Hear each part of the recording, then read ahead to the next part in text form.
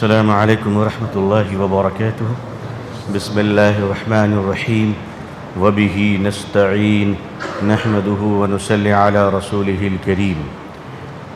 میرے معزز محترم حضرات علماء کرام، فاضل نوجوان، قوم و ملت کے درد رکھنے والے احباب گرامی، ظاہر ہے کہ یہ وقت قبولیت کا بھی ہے اور نازک بھی ہے، اور مغرب کا وقت ہونے کو ہے. آپ حضرات کو انتظار کرنا پڑا، اس لیے میں آپ حضرات سے معذرت خواہ ہوں. کچھ باتیں آپ سے کرنا چاہتا ہوں. ان باتوں کا تعلق درد دل سے ہے، آپ سے ہے اور مجھ سے ہے. دیکھیے، اللہ کا جو نظام ہے وہ نظام یہ ہے کہ یہ کائنات میں زندگیاں تدبیروں کے ساتھ چلیں گی. میں اللہ کا شکر ہے، آپ لوگوں کی دعائیں ہیں، ماں باپ نے کچھ کتابیں پڑھائی ہیں مجھے، میں نے تھوڑی بہت پڑھائی کی ہے، اسلامی کتابیں بھی پڑھی ہیں. میں آپ کو اپنی اس طالب علمانہ زندگی کے سفر کا نچوڑ آپ کو اگر آپ سے عرض کروں تو وہ یہ ہے کہ میں نے پوری اسلامی تاریخ اور شریعت میں کوئی ایک کتاب بھی ایسی نہیں پائی جس میں کرامت سیکھنے اور سکھانے کی ترکیب بتائی گئی ہو. اگر آپ لوگوں نے پڑھی ہو تو مجھے بتا دیجیے گا تاکہ ہم بھی کرامت سیکھ لیں. آج کے زمانے میں اسلام کرامتوں سے نہیں، محنتوں سے دل در دل تک پہنچا ہے. زندگی کا سفر معجزے اور کرامتوں کے ذریعے طے نہیں ہوتے ہیں، حکمت، تدبیر، دانش مندی کے ذریعے طے ہوتے ہیں. تہجد گزار عورت بھی اگر سالن میں نمک زیادہ ڈال دے گی تو نمک زیادہ ہی ہوگا. کوئی کرامت پیش آ جائے وہ ایک الگ بات ہے. عزیزان ملت، میرے نوجوان علماء، میرے وقت کے اپنے اپنے عوام کے مخلص نمائندے ہیں آپ. اس وقت جو ہمارے ملک کے حالات ہیں وہ حالات میری نظر سے اگر آپ دیکھیں گے تو ٹرننگ پوائنٹ ہے. ٹرننگ پوائنٹ بالکل آگے ایک چوراہا ہے، داہنے مڑیے تو خیر ہے، بائیں مڑیے تو شر ہے. اور وہ چوراہا اب آپ کو آنے والا ہے، ملنے والا ہے. اللہ سے دعا کیجئے کہ اللہ تعالی ہم سب کو بہتر، خیر، امن اور پیس اور شانتی کرنے والوں کے ساتھ رکھے. آمین. بہت نازک وقت سے گزر رہا ہے ہمارا ملک اور ہم سب لوگ. میں کسی پر کوئی انگلی اٹھائے بغیر، تنقید کیے بغیر آپ سے صاف صاف کہتا ہوں کہ اگر کشتی پہ مسافر جا رہے ہیں، ایک مسلمان بھی ہے اور ایک یہودی بھی ہے، کشتی ڈوبنے لگے، دونوں اپنے اپنے خدا سے دعا مانگتے کہ اللہ بچا لے، اللہ بچا لے. مگر سچائی یہ ہے کہ کشتی ڈوبے گی اور دونوں ڈوبے گا. بتاؤ اس میں بچے گا کون؟ جسے تیرنا آتا ہے وہ بچے گا. دعاؤں کا اثر، اس کے اجر کیا ہے، اس کی نیکیاں کیا ہے، وہ ملے گی مرنے کے بعد. مجھے اس سے انکار نہیں ہے، مگر دریا میں ڈوبتے ہوئے بچے گا وہ جسے تیرنا آتا ہے. میری قوم کے لوگوں، خواب خرگوش میں جینا چھوڑیے اور آئیے آگے بڑھیے. اکابرین کے طریقے، بزرگوں کے طریقے سب ہم سینے سے لگائیں گے، سب ہم سینے سے لگائیں گے. لیکن کوئی بات منزل من السماء نہیں ہے. وقت اور حالات کے تحت اگر بدلنے ہوں گے تو بدلنے کی جرأت و کردار بھی رکھیے. لکیر کے فقیر ہم بنتے چلے جا رہے کہ نہیں، جو نہج چل رہی اسی نہج پہ ہم چلیں گے. اچھے نہجوں کو قائم رکھنا ہے، بوسیدہ نہجوں کو ہٹا دینا ہے. حضرت نوح علیہ السلام کی کشتی اگر آج مل جائے تو بتاؤ سواری کرو گے یا زیارت کرو گے؟ کیا کریں گے بتائیے؟ بتائیے. حضرت نوح علیہ السلام کی کشتی نجات دہندہ تھی. حضرت نوح علیہ السلام کی کشتی نے اللہ کے عذاب سے لوگوں کو بچایا. حضرت نوح علیہ السلام کی کشتی نے اس طوفان میں لوگوں کی حفاظت کی. 80 لوگ 82 لوگ جو بھی تھے. تو حضرت نوح علیہ السلام کی کشتی کشتیوں کی تاریخ میں اس سے زیادہ مقدس کوئی نہیں ہے۔ میں آپ سے برملا آپ کے سامنے ذمہ داری کے ساتھ آپ کے قدموں میں بیٹھ کر ایک امانت دیے چلا جا رہا ہوں، شاید اس لب و لہجے میں میرے بعد کوئی آپ سے دوسرا مخاطب نہ کرے یا جگر نہ ہو کسی کے بولنے کی، میں آپ کو بول کر جا رہا ہوں، میری قوم کے لوگوں، میرے نوجوانوں، میرے علماء، میرے بزرگوں، میرے دوستوں، میرے ساتھیوں، میرے عزیزوں، کشتیاں جتنی بھی مقدس ہوں اگر بوسیدہ ہو جائے تو نیاز حاصل کرنے کے لیے اسے محفوظ کر دینا، دریا کا سفر کرنے کے لیے نئی کشتیوں کو اتارنے کی فکر کرنا، ورنہ تباہ ہو جاؤ گے۔ آج ہم لوگ جس قسم پرسی میں حالات میں گزر رہے ہیں زندگی، ہماری نسلوں کو کم از کم یہ دن نہ دیکھنا پڑے، ہماری نسلوں کو۔ میں آپ سے آگے چل کر عرض کروں، میں نے 5 سال پہلے یہ بات کہی تھی کہ اپنے اپنے مدرسوں کو اب ہم ماڈرنائز کریں، زمانے اور حالات کے تحت مدرسوں کو تیار کریں، تاکہ ہمارے مدرسے کے فارغین ہمارے مدرسوں کے فارغین ٹرانسپورٹ ڈپارٹمنٹ کے سیکرٹری بن سکیں، واٹر بورڈ کے چیئرمین بن سکیں، ہمارے مدرسوں کے فارغین ایئرپورٹ کے امیگریشن آفیسر بنے، کسٹم بنے، آئی ٹی سیل میں آئیں، ڈیولپ کریں۔ کچھ لوگوں نے کہا کہ آپ بزرگوں کے طریقے کے خلاف چل رہے ہیں۔ آج ہمارے بزرگ فرما رہے ہیں پیٹ پہ پتھر باندھنا ہو تو باندھ لو مگر یہ پڑھائی کرو۔ میں کل یہی تو کہہ رہا تھا کہ 2-4 کنکریاں باندھ لو۔ اگر ہم لوگ 70 سال پہلے 2-4 کنکریاں اپنے پیٹ میں باندھ لی ہوتے تو آج پتھر باندھنے کی نوبت نہیں آتی۔ کوئی بات نہیں، کوئی بات نہیں، جب جگے تب سویرا، جب شروع ہو۔ ابھی دیکھ لیجئے، میں آپ سے بتاؤں، ہمارے ملک بھارت میں بھارت سرکار نے ایک NEP نیو ایجوکیشن پالیسی کو منظور کر لیا ہے۔ ابھی تک ہم خواب خرگوش سے جگے نہیں ہیں، کیونکہ ہمارا مسئلہ یہ ہے کہ ہم انڈیویجول انفرادی طور پر کچھ کر ہی نہیں سکتے، سوچ ہی نہیں سکتے ہم، جب تک کہ بھئی ہمیں فلاں نہیں کہیں کہ آپ کو بھوک لگتی ہے تو آپ کیا پوچھتے ہیں، انتظار کرتے ہیں کسی سے کہ ہم کو کھانا کھانا ہے کہ نہیں کھانا ہے۔ NEP نیو ایجوکیشن پالیسی، اگر آپ نے اس پالیسی کو نہیں سمجھا تو اللہ کرے میری بات غلط ہو، 25-30 سالوں کے بعد مسلمان رہے گا، اسلام رخصت ہو جائے گا، نعوذ باللہ۔ یہ بات میں بڑوں سے بھی کہہ رہا ہوں، یہ بات میں پرسنل بورڈ میں بھی عرض کیا ہوں، یہ بات میں آپ حضرات کے سامنے بھی رکھ رہا ہوں۔ NEP نیو ایجوکیشن پالیسی، یہ وہی لوگ جی سکتے ہیں جو اس چیلنج کو قبول کر کر رفتار کے ساتھ چلیں۔ جو لوگ سست ہیں، بددیانت ہیں، جن کے دلوں میں ملت کا درد نہیں ہے، جو ڈھونگ رچاتے ہیں، مصنوعی تقوی اور پرہیزگاریوں سے امت کو دھوکہ دیتے ہیں، ایسے لوگوں کے لیے بھی امت کے نوجوان اپنے آپ کو برباد نہیں کریں گے انشاءاللہ۔ آپ غور فرمائیں کس طرح مقابلہ کریں گے۔ آپ کی قوم اب بچوں کو اسکول جانا 100% ضروری ہوگا، 100% ضروری ہوگا، چاہے امام صاحب کا بیٹا ہو یا مفتی صاحب کا بیٹا ہو، بچ کوئی نہیں سکتا۔ پچھلے 70 سالوں میں ہم نے مدرسے کھولے، اللہ جزائے خیر دے، آمین، بالکل صحیح کام کیا، مگر لڑکوں کے لیے اتنا کیا، بیٹیوں کے لیے کیوں نہیں کیا؟ اگر بیٹیوں کے لیے کیا ہوتا تو آج بیٹیاں غیروں کے ساتھ بھاگتی ہوئی نظر نہیں آتی۔ جی آج ہم رو رہے ہیں، آج ہم ہاتھ اٹھا کر تڑپ رہے ہیں، اللہ ہماری بیٹیوں کو بچا لے۔ بچانے کی تدبیریں ہوتی ہیں، گلی گلی میں ہمارے مدرسے ہیں جہاں حافظ تیار ہو رہے ہیں، حفاظ تیار ہو رہے ہیں، علماء تیار ہو رہے ہیں، اللہ کا لاکھ لاکھ شکر ہے، میں اللہ کا شکر ادا کرتا ہوں۔ میں کہتا ہوں ان کے ساتھ ساتھ اگر ہماری بیٹیوں کے لیے بھی ادارے بن جاتے اور وہ بھی محلے محلے میں تیار ہوتی تو آج یہ نوبت آتی جو ہم نوبت دیکھ رہے ہیں۔ یہ جو 10 لاکھ 20 لاکھ کی تعداد ہم سنتے رہ رہے ہیں کہ نعوذ باللہ من ذالک مسلمانوں کی بیٹیاں کہاں چلی جا رہی ہیں، یہ دن کیوں دیکھنے پڑ رہے ہیں؟ یہ دن صرف اس لیے دیکھنے پڑ رہے ہیں کہ اپنی انانیت اور ضد کی وجہ سے کہ ہم نے ایک طرف دیکھا اور دوسری طرف نہیں دیکھا۔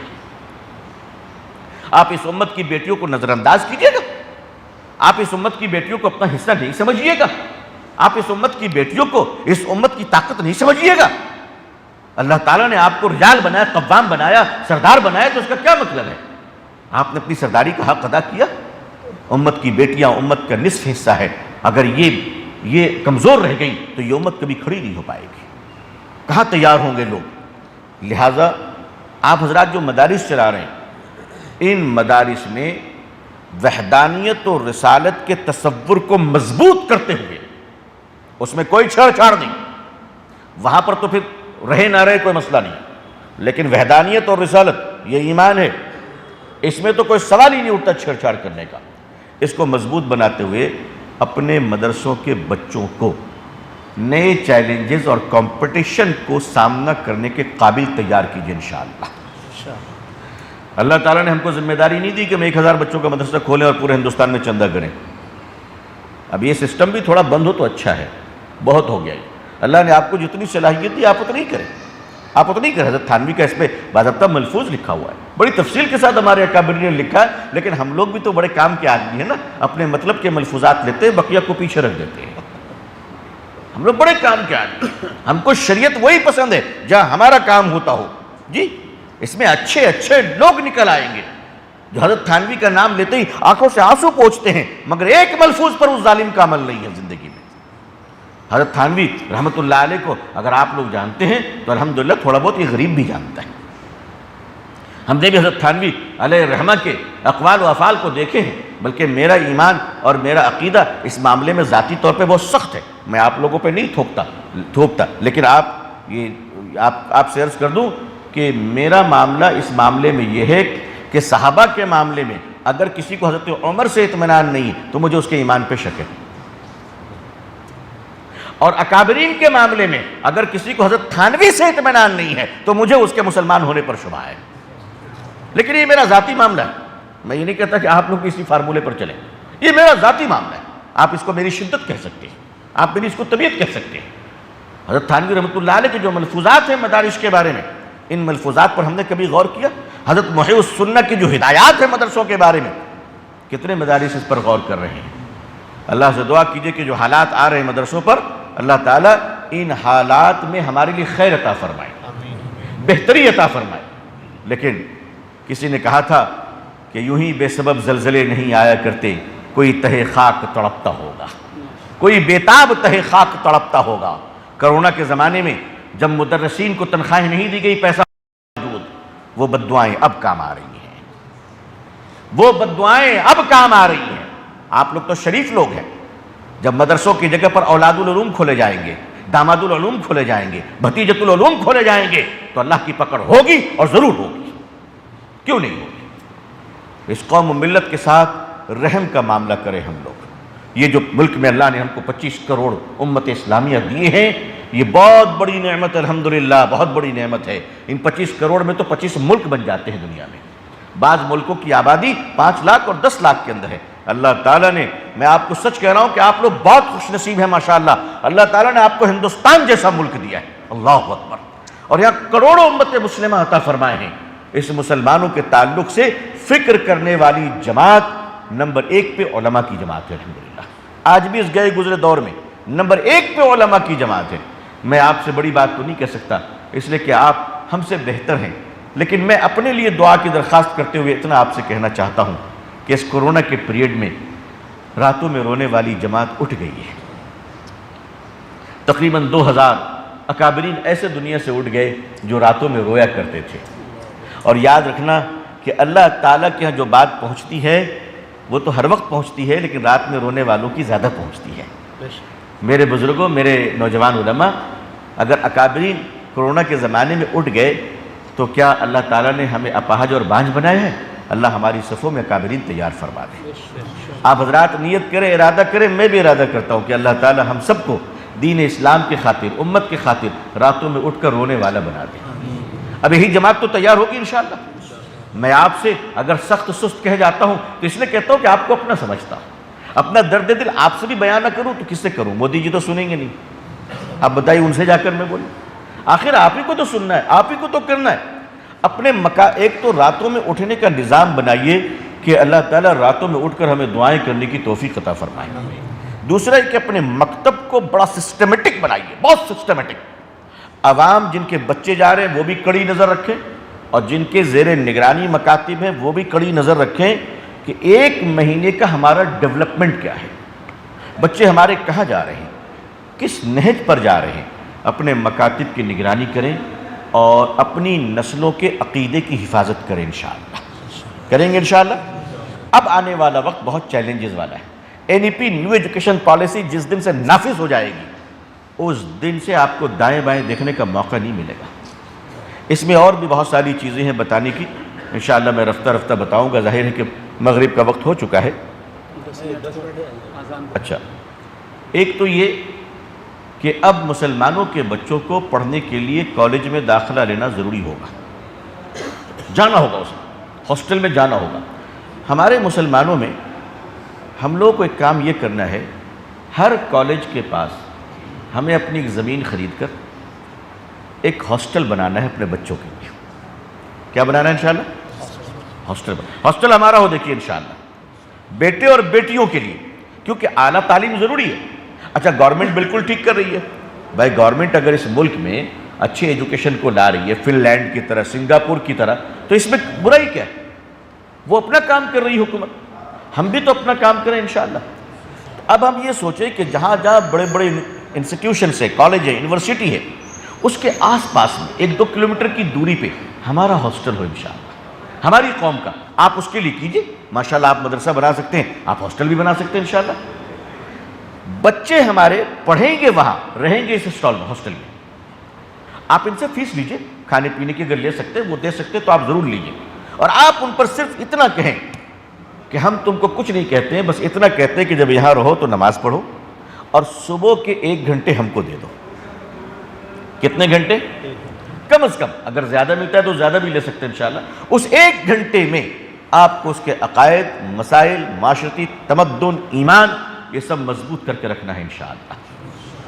گھروں میں تربیت نہیں ہو پا رہی ہے مسلمانوں کی، بالکل نہیں ہو پا رہی ہے، نہ بیٹوں کی نہ بیٹیوں کی، تو لہٰذا یہ دونوں طبقوں کے لیے ہاسٹل ہو ہمارے پاس، جاؤ کی تربیت کا معقول نظام ہو، تو اس سے ایک فائدہ یہ ہوگا انشاءاللہ کہ وہ آگے چل کر جہاں بھی پہنچ جائیں گے ان کے اندر ایمان باقی رہے گا، ایمانداری باقی رہے گی، اور وہ اس دیش کی صحیح طور پر سیوا کر پائیں گے انشاءاللہ۔